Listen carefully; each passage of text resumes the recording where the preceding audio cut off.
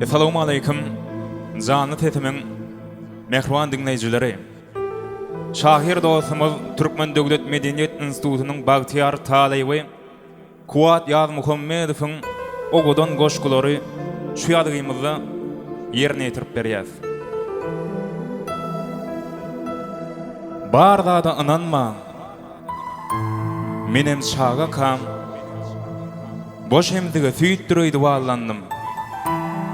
Maňa dost ýen soň tanyş bilişlem, asyl duşman, ýat durýdy wallandym.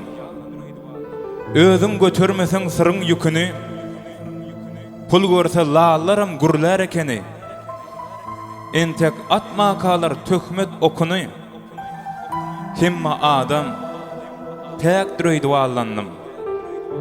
Ýalňyşyp öwrenip, durmuş öwrümün, Yar diyen ýaly geçdi ömrümün. Her gün hedil geçen ýaşlyk döwrümün soň eziýeti ýokdur ýdy wallandym. Durmuş gynap, dert oýansaň adyma, on soň nädip süýgi düşsün ýadyma.